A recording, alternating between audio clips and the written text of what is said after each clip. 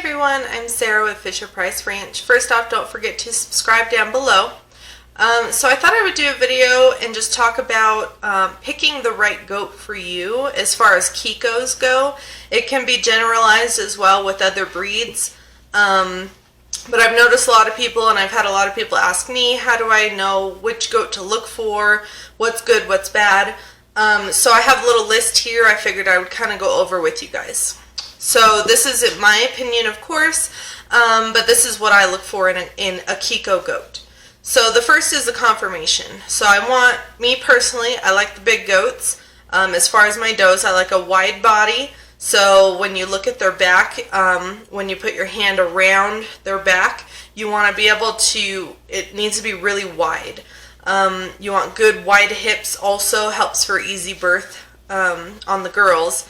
But also the wider the back, the more meat that they'll carry for back straps. So that's one of the first things I look at, that wide back.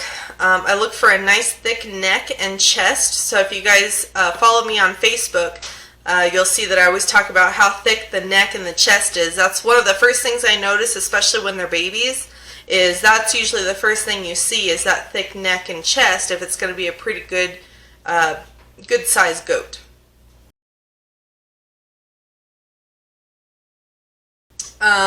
And then also the rear end. You want to have a nice rounded rear end. You don't want it to have a straight back, which, well, you want a straight back, but then you don't want it to just go at an angle and slop off. You want to have a nice rounded rear end. That also carries your meat as well. So that's the first thing I look for as far as conformation in a goat, is definitely how thick they are and nice and rounded that they look. Next I look at the udder, and the same goes for the boys. So I want a nice 1x1 teat, no extra kickers or any extra teats. The boys, you'll have to watch them because they hide them a little bit, and most people don't look at boys' teats, but you definitely want a 1x1. Also the udder attachment, you want it to be, so you have your udder, you don't want it to just go straight up and connect. You want it to almost come around and connect a little bit more onto the legs. The better connection, the better that the udder will produce, and the kids won't have an issue nursing as well.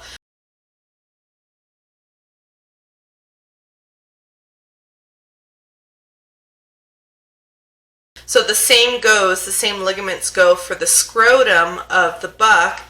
His scrotum needs to be up and in tight between his legs. You don't want it to be like a thin, like skin and then the scrotum. You don't want to be able to see any skin between the scrotum and up underneath the legs. So you want a nice tight scrotum up under those legs.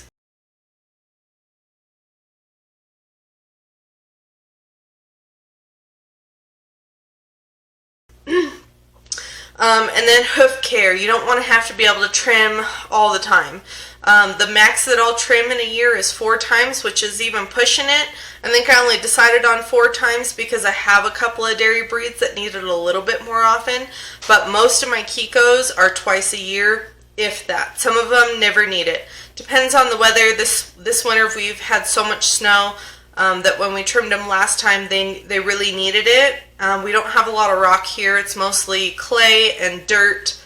We don't have anything for them to chip their hooves on. So luckily, with us moving, we'll be able to have a lot more rock available. So hopefully the trimming will be a lot less. But I personally have a scale of 1 to 5. It's actually the amount of times that they need trimmed in a year. If they need trimmed 5 times or more a year, they're cold. I won't do it. Kikos are typically 2 times a year, depending on the doe or the buck. I may allow 3 times a year. Sometimes that 3rd time, it's just like one little corner. It's 1 hoof. It's not all 4 hooves. If it's 1 hoof or something, that's okay with me. I know some people will disagree with that, but for me, I don't mind trimming 3 times a year on my goats, but really no more than that. And then Parasite Resistance, of course, you don't want to have to deworm your goats all the time. That's why I went with the Kiko breed, because they almost never need it.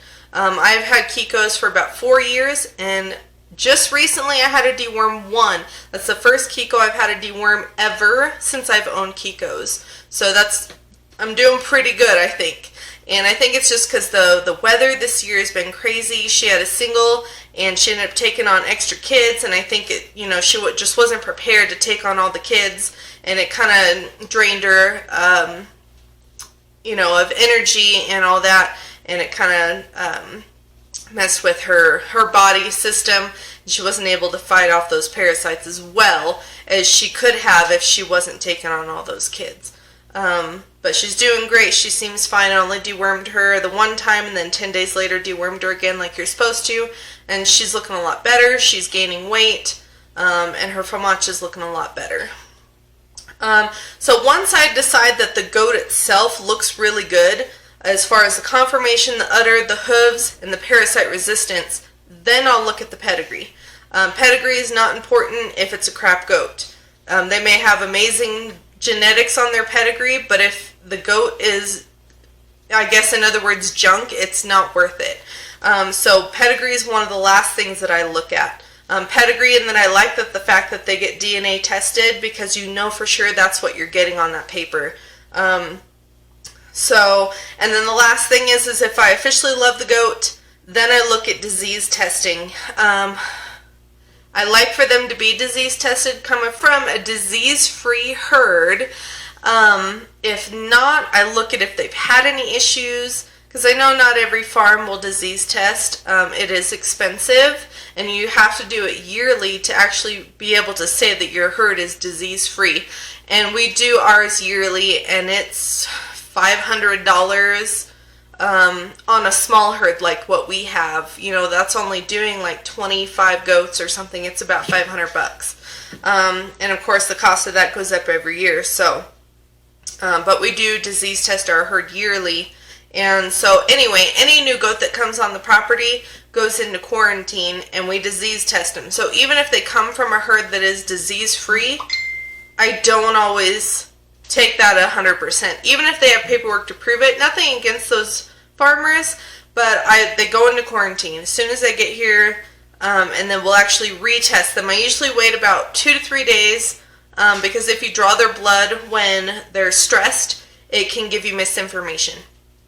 So I usually give the goats a couple of days to chill out, and then we'll go and draw blood and send that in. So within 2 to 3 weeks, they're able to, as long as they're clean, they're able to go into our herd.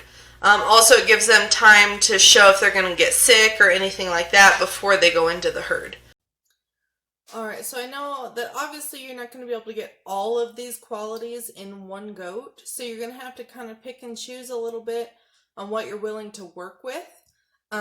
You can definitely, let's say you have a doe with not quite a rounded rear end.